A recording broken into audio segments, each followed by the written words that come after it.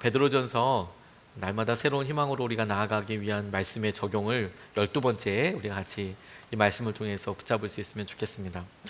오늘 하나님께서 이 말씀을 통해서 우리가 무뎌졌던 여러 감각들을 깨우시기를 정말 간절히 기도했습니다. 말씀은 오늘 일찍 준비하고 본당에 미리 나와서 잠깐 기도하고 하나님께서 어떤 일을 하실까, 어떤 일을 하셔야 할 텐데 오늘 말씀이 다만 정보를 전달하는 수준이 아니라 우리가 잃어버렸던 가치들과 이 몸부림을 다시 좀 찾을 수 있으면 좋겠다, 이런 간절히 제 마음속에 있었습니다. 주님이 하실 것을 믿고 신뢰합니다.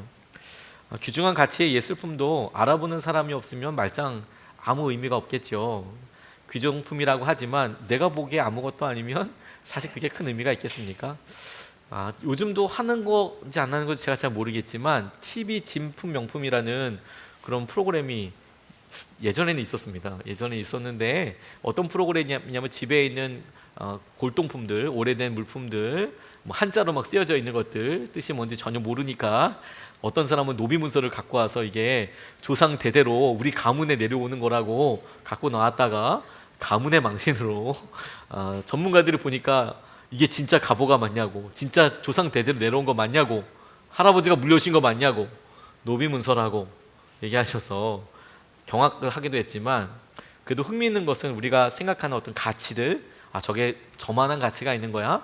이렇게 깨닫게 될 때가 있죠. 제가 제일 비싼 거 뭔지 찾아봤습니다. 역대급 최고가가 뭐였나 보니까 대동여 지도더라고요. 대동여 지도. 여러분 대동여 지도 뭔지 아십니까?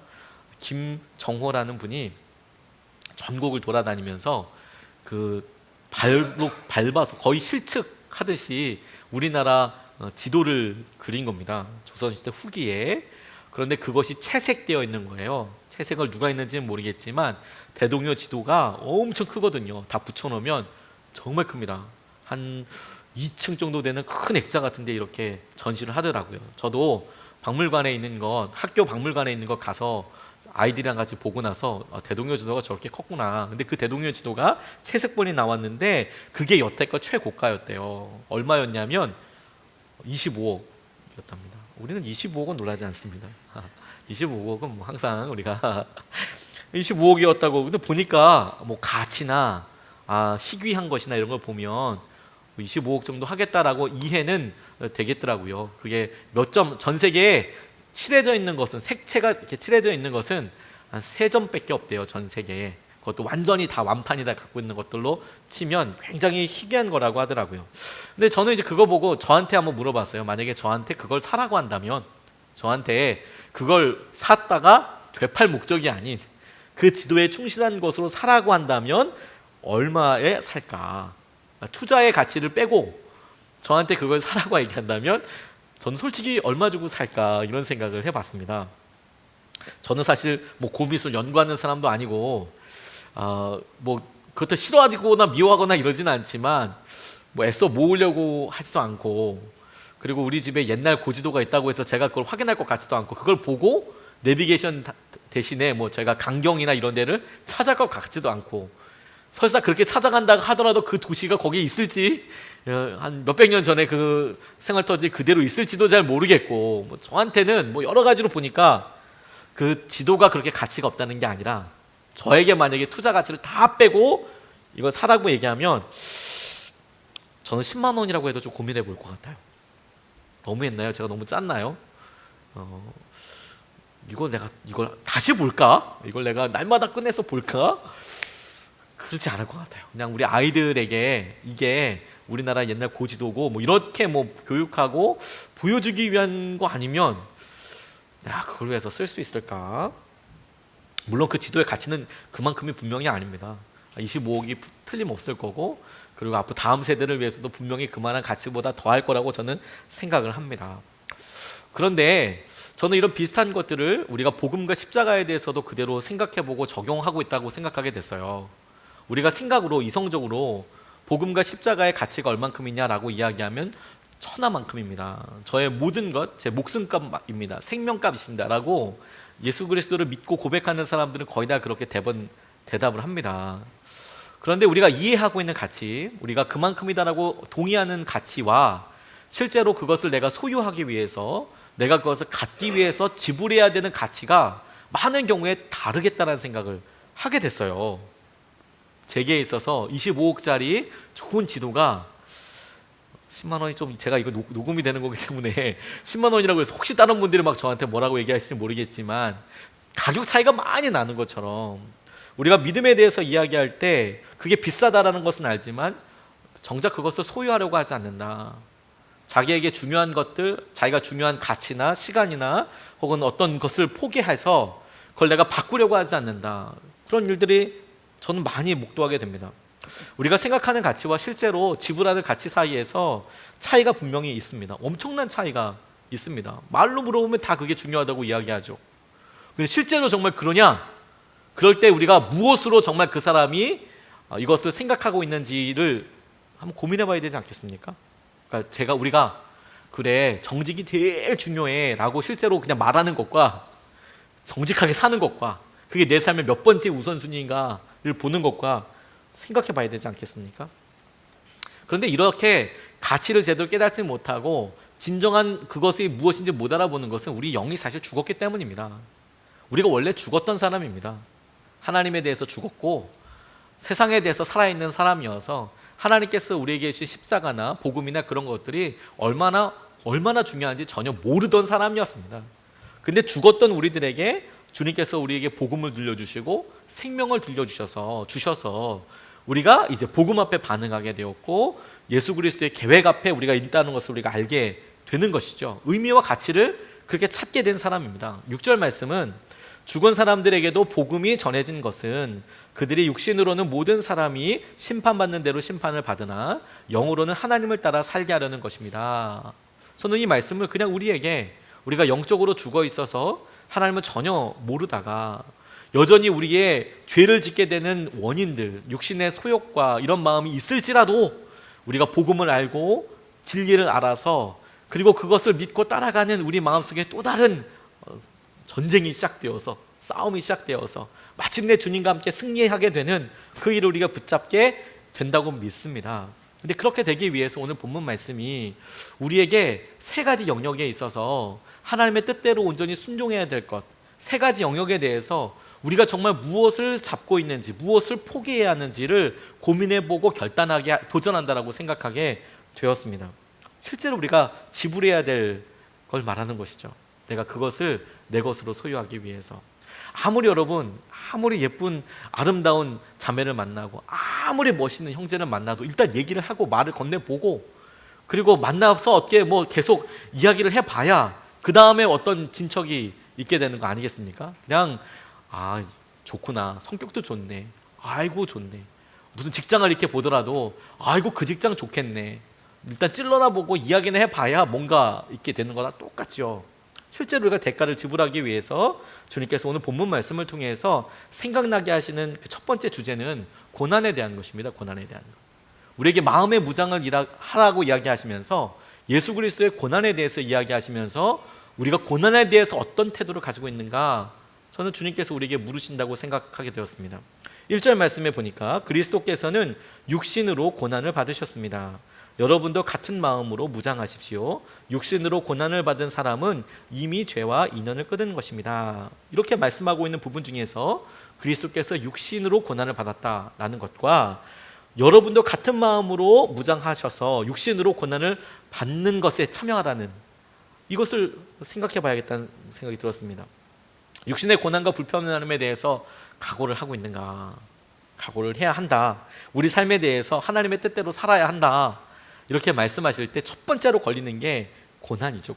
우리가 말씀대로 살았을 때 우리가 넘어야 하고 우리가 다른 것들을 포기해서라도 이 고난의 가치를 생각해야 할 터인데, 우리가 이거 생각할 때 여러분, 우리가 여러 가지에 있어서 이런 걸 되게 회피하고 싶고 멀리하고 싶지 않습니까?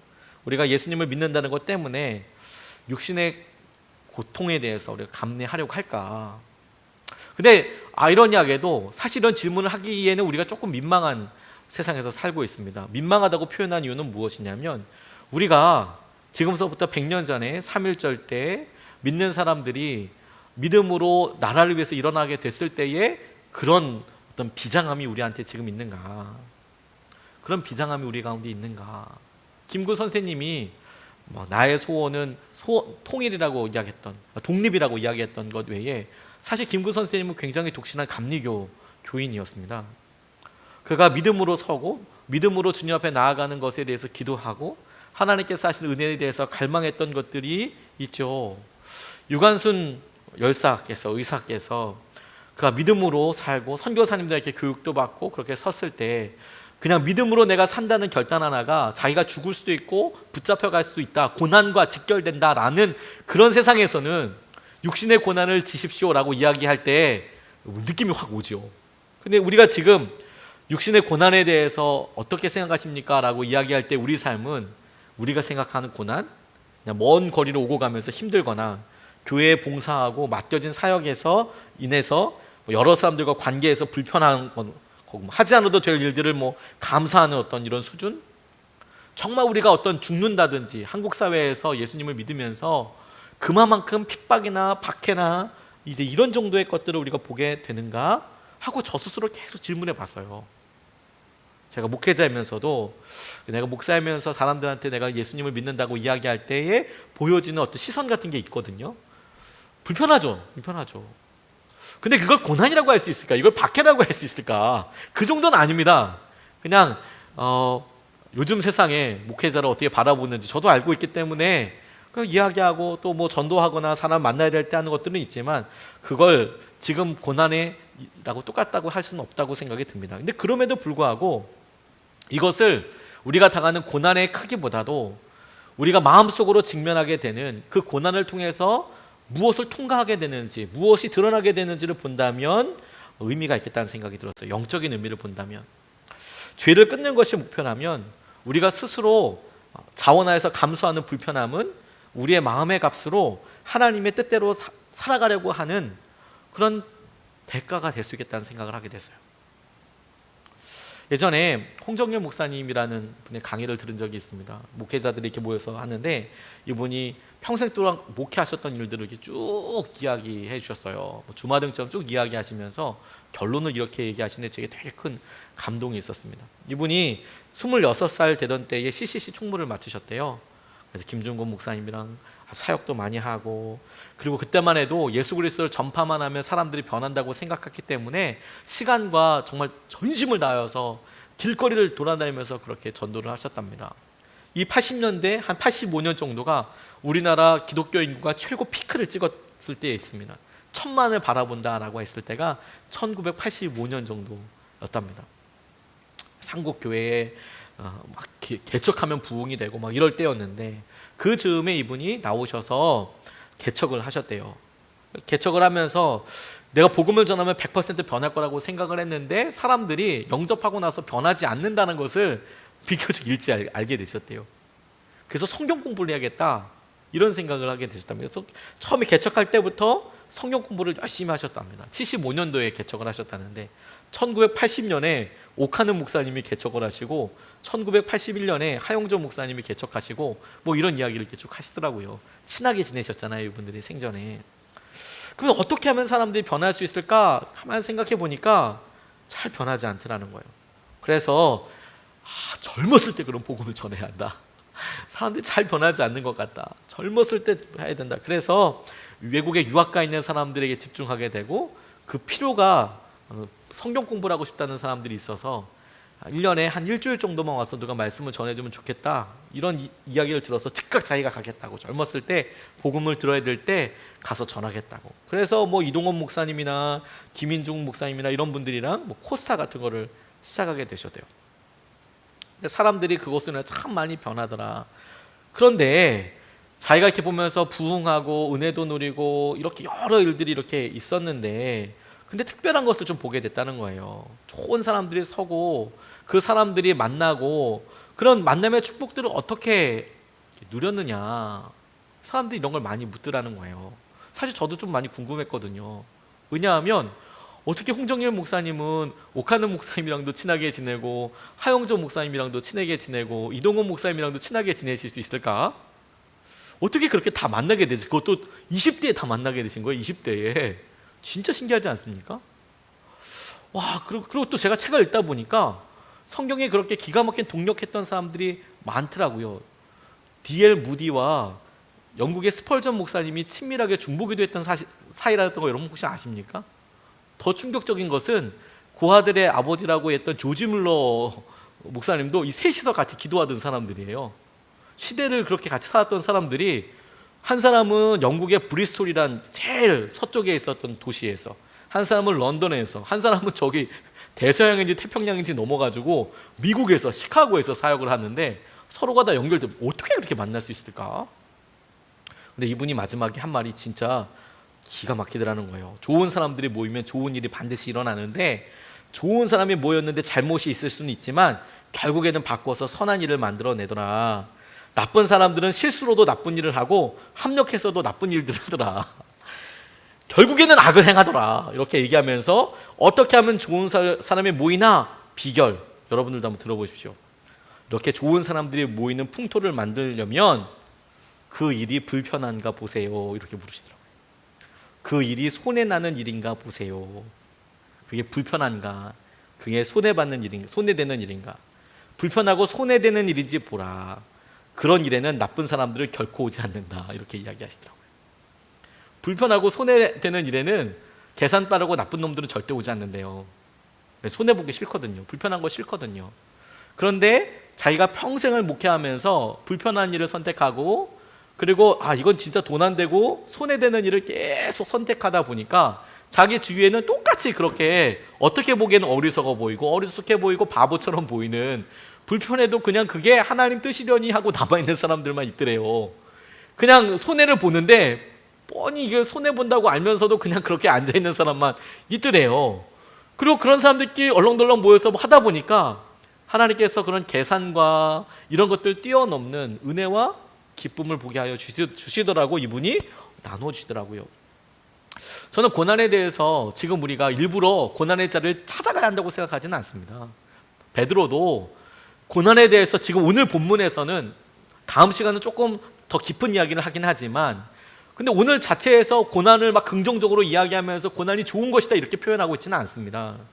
다만 그 고난을 받을 수 있는 마음의 무장을 하라, 그것을 믿음으로 뛰어넘으라 라고 말씀하실 때에 우리에게는 우리가 지금 당면한 불편함과 우리가 지금 직면하고 있는 여러 어려움들에 대해서 이것이 주님의 말씀과 주님께서 약속하시는 것을 통해서 오히려 그래, 내가 이것을 선택하고 하나님께서 나를 만나주시고 축복하시는 통로로 내가 믿음으로 고백할 수 있느냐, 믿음으로 볼 수 있느냐. 이게 첫 번째, 주님께서 하나님의 뜻대로 순종하는 사람들에게 고난을 바라보게 하실 때에 받기 원하시는 믿음의 고백이라는 생각을 하게 됐어요. 여기는 고난이 손해보는 것이 하나님의 축복의 길로 보이더냐, 아니면 요건 진짜 어리석은 사람들이 가는 길로 보이더냐. 두 번째로는 본문 말씀에서 우리에게 주목하게 하시고 도전하시는 것은 세상의 욕망에 대해서 우리가 어떻게 바라보고 있는가, 그리고 세상의 욕망이 아니라 하나님의 뜻대로 살아갈 것에 대해서 주목하고 계신다고 말씀을 적용해 보게 됐습니다. 2절 3절 말씀에 보니까 이제부터는 육신으로 살아갈 남은 때를 인간의 욕정대로 살지 말고 하나님의 뜻대로 살아야 합니다. 여러분은 지난날에 이방 사람들이 하고 싶어하는 일을 하였으나 곧 방탕과 정욕과 술 취함과 환락과 연애와 가증스러운 우상 숭배에 빠져 살아왔습니다. 그것은 지나간 때로 충분합니다. 이렇게 말하고 있습니다. 하나님의 뜻대로 살아가기 위해서 우리가 두 번째로 직면해야 될 것이 뭐냐면 우리 마음에 있는 욕심입니다. 인간의 욕정이라고 나와 있는 욕심입니다. 그걸 본문 말씀이 조금 더 풀어서 이러한 것들이라고 나와 있는데, 그게 뭐냐면 방탕과 정욕과 술 취함과 환락과 연회 즐기는 거, 그리고 우상 숭배라고 소개하고 있습니다. 저는 이것을 마음속에, 우리 마음에 그냥 드는 여러 생각들과 우리 마음에 드는 여러 유혹들을 말씀이 그거 그대로 두면 안 된다, 우리가 당연하다고 생각하고 있는 것들을 당연하다고 생각하면 안 된다 라고 지적하시는 것이라고 생각하게 됐습니다. 우리는 그냥 저지르지만 않으면, 실행하지만 않으면 괜찮다고 생각하는 경향들이 있어요. 우리가 보고 있는 것에, 우리가 생각하고 있는 것에 그냥 괜찮다라고요, 다 한다라고요. 왜냐하면 이런 일들은 다 실제로 세상 사람들이 하고 있으니까. 근데 말씀이 우리에게 딱 집어서 이야기하고 있는 것은 뭐냐면 이방 사람들이 하고 싶어하는 일이야, 그거는. 그리고 너희들도 여전히 했던 일이고 전에 했던 일이고, 근데 그대로 하면 안 된다는 거예요. 왜냐하면 그게 인간의 욕심이기 때문에, 인간의 욕정이기 때문에 그걸 보고 넘어야 한다는 겁니다. 전 매사를 음모론으로 생각하는 분을 알고 있어요. 재밌더라고요. 처음에는 뭐든지 음모라고 생각을 하세요. 알지 못하는 배우의 어떤 음모가 있을 거라고 생각을 하세요. 와, 어떻게 이렇게 생각할 수 있지? 이런 생각이 들 정도로 독특한 생각도 있고, 가끔 가다가 하도 이렇게 진지하게 얘기하니까 진짜 그런가? 이런 생각이 들기도 하고 그렇더라고요. 근데 이제 계속 만나다 보니까 이분이 모든 생각을 다 이렇게 음모론으로 생각하시네. 뭔가 음모가 있다고, 여기에는 뭔가 알지 못하는 뭔가가 있다고. 그러니까 이제 계속 얘기를 하고 교제하다 보니까 제 안에 이런 생각이 들었어요. 내가 이분이랑 끝까지 같은 편이어야 될 텐데, 이런 생각이 들더라고요. 왜냐하면 다른 편이 되는 순간 이분이 저에 대해서 어떤 음모가 있을 거라고 생각하실 것 같은 거예요. 이분이 저에 대해서 얘기할 때 차 목사에게 음모가 있는 것 같다고, 뭐 사실 의도가 이런 건데 이게 무슨 궁예도 아니고 관심법도 아니고 막 그렇게 이야기하시는데, 그냥 그 시선과 생각이, 이 마음이 틀이 그냥 단 사람들이 다 그렇다고 그냥 가면 그냥 그렇게 길이 되고 그냥 의식이 되고 이렇게 보게 되겠구나. 이걸 계속 의식적으로 깨워서 이렇게 보고 생각하는 것을 되게 중요하게 봐야 하는 거구나. 우리 마음이 욕심이 드는 것에 대해서 당연하게 생각하지 말아야 하는 거구나. 그걸 싸워서 이길 수 있도록 계속 직면해야 하는 거구나. 포기하면 안 되는 거구나. 포기하면 안 되는 거구나. 하나님의 뜻대로 살기 위해서 우리가 반드시 부딪혀서 싸워야 할 것이 뭐냐면 우리를 향한 유혹이구나. 오늘 인간의 욕정이라고 나와 있는 이런 표현들로 대비되는 우리 안에 있는 유혹이구나. 우리가 유혹의 근처에 있으면 자연스럽게 넘어갑니다.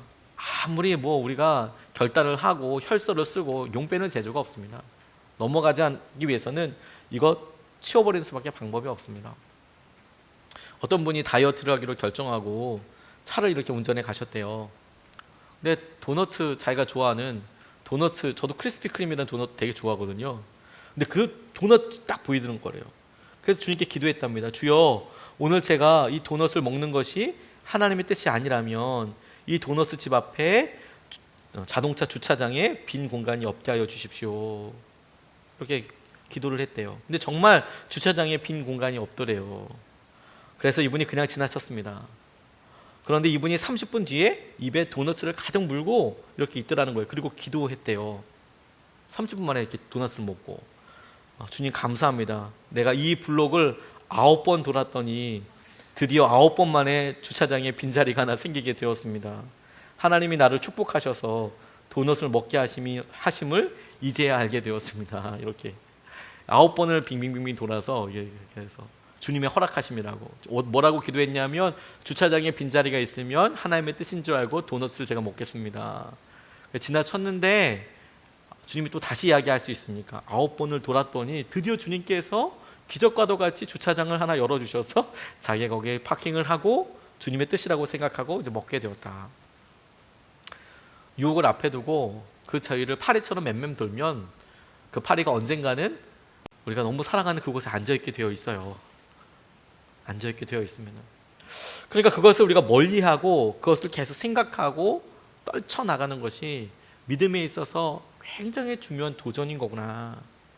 그래서 이 유혹을 떨치기 위해서 우리는 그걸 할 수 있다라고 생각을 하지만, 오늘 주님께서 말씀하신 대로 우리가 이것을 대면하고 직면하고 이야기하지 않으면, 보지 않으면, 하나님의 뜻대로 살기로 더 적극적으로 도전하지 않으면 이 욕심을 이길 수가 없어요. 하나님의 뜻대로 살기로 결단하는 것, 그렇게 적극적으로 나가지 않으면, 그러면 이것을 절대로 이길 수가 없어요. 어거스틴이 회심했던 내용들이 참 도전이 돼서 많은 분들이 그것을 인용하기도 합니다. 그런데 실제로 어거스틴이 자기가 회심했던 그 장면을 자기가 썼던 고백록이라는 책에 이렇게 쓰고 있어요. 조금 더 구체적으로 이분이 이렇게 쓰고 있습니다. 나는 이렇게 말하고 내가 지은 죄에 대해서 마음으로부터 통회하면서 울고 있었습니다. 그때였습니다. 갑자기 이웃집에서 들려오는 말소리가 있었습니다.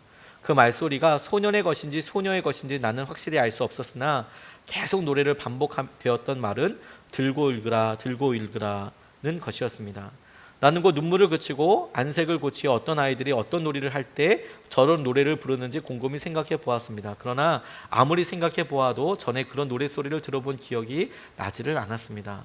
나는 흘러나오는 눈물을 그치고 일어섰습니다. 나는 그 소리를 성서를 펴서 첫눈에 들어온 곳을 읽으신 하나님이 나에게 주신 명령으로밖에 생각할 수 없었습니다. 내가 그렇게 생각한 것도 내가 안토니우스에 대하여 들은 바 있었기 때문이었습니다. 안토니우스가 언젠가 교회에 나가서 복음서를 낭독한 말씀을 들은 바 있었는데 그는 그 말씀을 직접 자기에게 하는 것으로 받아들였던 것입니다. 그 말씀의 내용은 가서 내 소유를 팔아 가난한 자들을 주라. 그러면 하늘에서 보화가 내게 있으리라.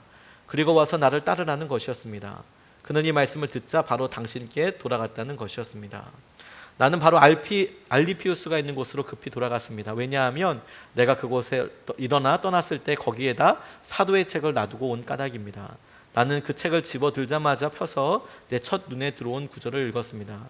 그 구절의 내용은 방탕과 술 취하지 말며 음란과 호색하지 말며 쟁투와 시기하지 말며 오직 주 예수 그리스도로 옷 입고 정욕을 위하여 육신의 일을 도모하지 말라였습니다. 나는 더 이상 읽고 싶지도 않고 또한 더 읽을 필요도 없었습니다. 그 구절을 읽은 후 즉시 확실성의 빛이 내 마음에 들어와 의심의 모든 어두운 그림자를 몰아내었습니다. 이렇게 본인이 이야기해요. 우리가 마음속에 유혹이 들고 그 유혹을 떨쳐버리기 위해서 또 다른 결단 이게 필요한 게 아니고 여기에 말씀을 채우는 거예요. 하나님의 뜻대로 살기 위한 말씀을 채우는 거예요.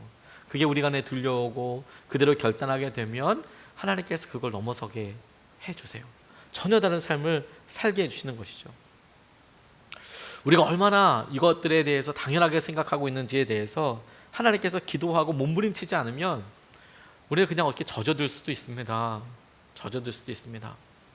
니체가 조롱하듯이 예수 그리스도를 정말 믿는 사람들에 대해서 보여달라고 이야기하는 것처럼 했던 것처럼 우리가 주위에 너무 당연하게 생각하는 것들을 보고 그런갑다라고 넘어갈 수 있어요. 오늘 본문 말씀이 우리에게 세 번째로 도전하고 넘어야 한다고 이야기하는 것은 세상의 관계에 대해서 우리가 주목해야 한다고 이야기하고 있습니다. 4절 5절 말씀에 보면 그들이 여러분이 자기들과 함께 그런 지나친 방종에 빠지지 않는 것을 이상히 여기면서 여러분을 비방합니다. 그들은 산 사람과 죽은 사람을 심판하실 분에게 사실을 죄다 아뢰어야 합니다. 이렇게 이야기합니다. 마지막으로 우리가 하나님께서 우리에게 주는 참된 가치와 진리를 알기 위해서 반드시 우리가 점검하고 확인해야 될 기준이 뭐냐면 우리 주위에 있는 관계입니다. 이거 생각보다 쉽지 않습니다. 정말 힘든 것 중에 하나는 세상의 관계를 견뎌내는 거예요. 주위에 있는 사람들이 다 우리를 비방하는 겁니다. 너 그렇게 살면 안 된다고. 그러면 딱 망한다고.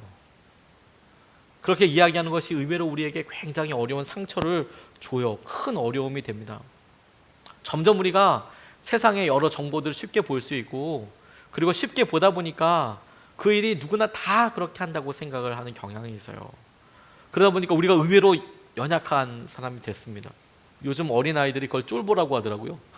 쫄아가지고 세상에서 말하는 것에 대해서 내가 두려워하죠. 어려워하죠. 힘들어하죠. 그래서 그냥 그렇게 넘어간다고 생각합니다. 근데 여러분 죄 짓는 것을 당연하다고 생각하면 세상에서 더 조롱당합니다. 하나님께서 우리에게 심판에 대해서 말씀하시고 하나님이 징계에 대해서 말씀하시는 이유는 하나님께서 분명히 우리의 삶의 기준으로 있고 우리를 죄짓지 못하게 하시는 거거든요. 근데 우리가 그렇게 말씀하시는 하나님을 의식하지 못하고 있다는 것은 우리가 하나님을 실제로 믿지 않고 있다는 거예요. 아까 말씀드렸듯이 우리의 고백은 주님의 말씀의 믿음이 온 세상이고 내 생명이고 라고 이야기하지만 실제로 그렇게 내가 온 세상이라고 생각한다면 그러면 다 팔아서 밭을 사기 위해서 실제 자기 재산을 다 팔든가 뭔가 대가 지불이 있던가 근데 그런 게 없다면 실제로는 안 믿고 있는 것이다 라는 거예요. 여러 사람들이 비난과 어려움을 이길 수 있다고 생각해요. 근데 자신에게 소중한 사람들이 얘기하는 거 정말 쉽지 않습니다. 마음 상처가 오래 갑니다. 제가 한 장로님과 이렇게 교제하다가 그 장로님이 이런 이야기 나누시더라고요. 자기 아들이 교회 안 나오는데 아들이 그냥 심심하면 툭툭 그런 얘기를 하는 거예요. 아마 그 부모가 아파하는 걸 아니까 그렇게 얘기하는 거 아닌가 싶어요. 저는 본 얘기 말씀드리지는 않았습니다만 우리 부모님이 교회에만 신경 쓴다. 우리에게 해준 게 뭐가 있냐. 이런 이야기를 이렇게 툭툭 한다는 거예요. 아버지는 맨날, 어머니는 맨날 교회 가 있고 나한테 해준 게 뭐가 있냐. 우리한테 관심도 없고. 그걸 잘 들을 필요가 있거든요. 그렇게 이야기할 때 실제로 그런 것이냐 아니냐, 그리고 그렇게 할 때 그게 영적으로 이야기하는 것은 무엇이냐, 그게 그때그때마다 유심히 잘 살펴줘야 하는 거거든요. 그런데 오히려 제가 되게 신기하게 생각했던 것은 이분이 여기에 많이 상처로 매여 있더라고요. 내가 진짜 그랬나 보다, 내가 실제로 그렇게 했던 부분들에 대해서 생각을 했나 보다. 저도 사실 생각해 보니까 아버지에게 그런 이야기 많이 드렸더라고요. 근데 저는 저 스스로 알잖아요.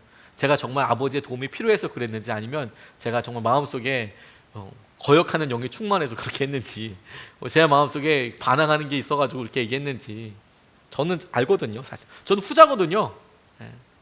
도움이 필요하기도 했겠지만 진짜 도움이 필요할 때는 저도 제 일에 바빠서 사실 얘기하지 못했거든요. 근데 진짜 이야기하는 것이 필요했을 텐데 다 그런 때는 넘어서게 되었고, 다만 남은 걸 보니까 이 사랑하는 사람들의 평가가 정말 아프게 화살처럼 이렇게 팍 다가오는 거예요. 그래서 우리 스스로가, 그래, 이 관계를 내가 넘을 수 있을까?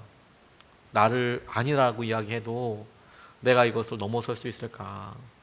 모르는 사람들이 다 반대해도 내가 아니면 되지, 이 정도야 넘어설 수 있지만 내 주위에 정말 내게 소중한 사람들이 이거 아니라고 이야기하면 이게 마치 내가 어떻게 이 사람들 다 관계를 포기해야 되는 건가, 이런 마음이 들기도 하고요. 근데 여러분, 관계에 대해서 하나님의 뜻을 따라야 한다는 것은 세상의 관계를 모두 다 버려야 한다는 의미가 결단코 아닙니다. 하나님의 심판을 기억한다는 거예요. 하나님의 심판의 눈으로 이 관계를 보겠다라는 거예요. 하나님의 심판을 기억하기에 우리 자신을 포함해서 우리가 정말 소중한 사람들에게도 그와 같은 진리를 이야기해 주는 거예요. 세상의 마지막이 있다, 심판이 있다, 진리가 드러나게 된다. 그저 그 사람에게 미움을 받지 않는 게 목표가 아니고, 그냥 우리가 서로 관계가 좋아지는 게 목표가 아니고, 우리 둘이 힘들어도 어려워도 정말 진리이고 변하지 않는 하나님의 나라를 위해서 같이 나아가야 하는 거야. 그게 우리에게 꼭 필요한 거야. 그게 세상에 대하여, 세상의 관계에 대하여 우리가 주님을 믿고 따르는 것에 대한 대가 지불이에요. 실제 우리가 믿고 따라야 하는 것이죠. 우리가 정말로 그 사람을 사랑하기 때문에 나중에 후회하게 될지도 모르는 일에 대하여 지금 깨어서 이야기해 주는 거죠. 책을 읽다 보니까 J.D. 그리어라는 목사님이 본인이 몇 년 전에 있었던 일을 이렇게 소개하는 것을 보았습니다. 그분이 읽었던 책에 보니까 로스앤젤레스 외곽에 고속도로를 운행하던 남자에 대한 이야기를 들었는데, 그 지역에 갑자기 심한 지진이 있었대요. 갑자기 지진이 있었답니다. 너무 두려워서 차를 갓길에 세워두고 기다리고 있었는데, 지진이 심각했지만 그래도 너무 감사한 건 이게 막 크게 있은 다음에 계속 여진이 이어지지 않고 크게 흔들리고, 조금 있으니까 잦아들고 안전하다, 이런 느낌이 들더랍니다. 그래서 다시 차를 몰아서 이제 왼쪽 다리로 진입해서 다리를 건너려고 하는데 한 절반쯤 갔는데 깜짝 놀랐대요. 앞에 가던 차가 갑자기, 차가 밤이 새벽에 이렇게 가니까 불이 들어와 있지 않겠습니까? 라이트가 들어와 있지 않겠습니까? 근데 앞에 이렇게 있던 미등이 없어진 거예요. 갑자기 다리에서 한가운데서. 이 미등이 없어질 리가 없잖아요.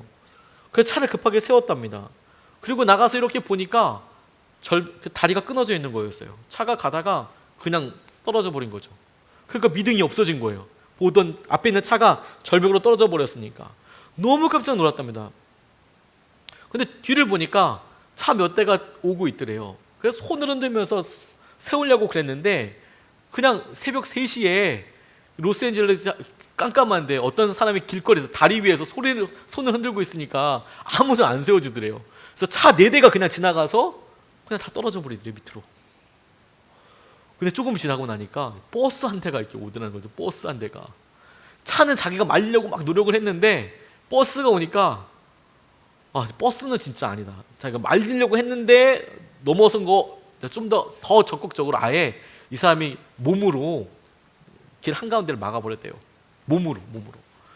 그랬더니 막 크락션 누르고 막 헤드라이트 막 켜고 비키라고.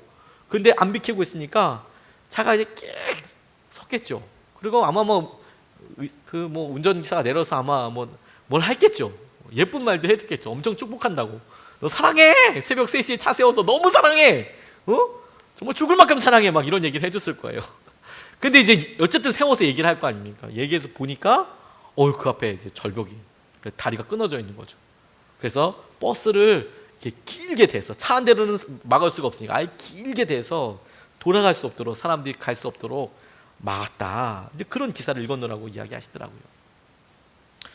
세상을 따라서 나아가는 것, 공중의 권세 잡은 자들이 이끌어갑니다. 그리고 그게 당연하다고 세상 사람들이 이야기합니다. 근데 하나님께서는 우리에게 지나친 방종에 빠지지 않는 것을 그 사람들이 이상하게 여긴대요. 세상 사람들이 왜 너희들은 나랑 똑같이 하지 않아? 지나친 방종에 왜 그걸 지나치다고 생각하지도 않고 그렇게 너 왜 그렇게 사니? 이상하잖아. 꼭 그렇게 안 살아도 되잖아. 라고 오히려 우리를 비방한대요. 근데 그런 비방하는 것 때문에 우리가 막 고통을 당해요. 그 비방을 들으면서도 내가 이렇게 가치를 지켜야 할까? 내가 믿음 생활할 때 다른 사람들 다 한다는데, 그리고 그것 때문에 나를 이렇게 비방하는데, 내가 이렇게 관계에 힘든데 내가 굳이 이거 해야 되나? 근데 그럼에도 불구하고 해야 되는 이유가 뭐냐면, 그걸 넘어서야 하는 이유가 뭐냐면 마지막에 죄다 하나님 앞에서 아뢰어야 한다는 거예요. 심판하실 그때 이걸 다 아뢰어야 한다. 그러니까 우리가 그것을 아뢰어야 될 것, 심판의 날을 기억하면서 내가 지금 있는 이 일에 앞으로 닥칠 이런 엄청나게 어려운 일들, 이 심판이라는 날을 보고 지금 내가 당면한 이런 관계의 어려움들을 넘어서야 한다라고 하나님께서 우리에게 도전하신다고 생각하게 됐어요. 여러분, 우리가 우리 삶의 중요한 기준들이라고 생각하기 참 많을 수도 있지만, 오늘 베드로가 우리에게 이야기하는 것을 통해서 우리가 정말로 하나님과 복음과 우리가 믿고 있는 예수님에 대해서 어떻게 생각하는지를 스스로 점검해보고 기도하면 좋겠습니다. 오늘 3가지 말씀을 같이 질문해보고 점검해봤어요. 고난에 대해서 어떻게 생각하냐는, 고난에 대해서 나는 그냥 약삭빠르게 나도 손해보면 안 돼 아니라, 그리스도께서 고난받으신 것, 우리가 지금 그 그리스도의 고난만큼은 아니라고 하더라도 우리가 예수님을 믿기 때문에 당하는 불편함이 우리에게 있는가? 그래서 내가 그런 불편함과 내 주위에 그런 사람들이 정말로 있는가? 그리고 나는 실제로 뻔히 보이게 손해일 수도 있고 뻔히 보이게 어려서가 보일 수도 있지만, 결국에는 그런 일에 주님의 사람들만 모이게 되어 있다니까요. 결국에는 그런 일에 주님의 사람이 모여들게 되어 있어요. 여러분, 큰 길, 좋은 길은 좋은 사람들만 가는 건 아닙니다. 하지만 확실한 것은 뭐냐면, 좁은 길은요 정말 주님을 사랑하는 사람들밖에 안 가요. 저는 큰 길에 좋은 사람도 갈 수 있다고 생각은 합니다. 그런데 하나님께서 말씀하신 것은 큰 길이 아니라 좁은 길은 반드시 작아도 그게 구원에 이르는 길이라고 말씀하셨거든요. 또 하나, 세상의 욕망에 대해서 반드시 시험 당하게 되어 있습니다. 반드시 이방 사람들이 하고 싶어하는 일, 우리도 똑같이 도전받습니다. 그거 넘어서야 한다는 거예요. 3번째, 우리 주위에 있는 관계에 대해서 세상 사람들이 너는 왜 그렇게 살지 않니? 라고 이야기할 때 심판의 날이 있잖아. 우리에게 마지막 날, 우리가 나중에 예수님 옆에 서야 될 날이 있잖아. 이것을 믿음으로 보고 우리에게 진짜 믿음의 대가와 은혜를 같이 고백하며 나아가고 싶습니다. 우리 같이 이 시간에 찬양하고 기도하고 싶습니다. 내가 주인 삼은 모든 거 다 내려놓고 주님께서 하실 은혜를 우리가 같이 좀 기도하고 싶습니다.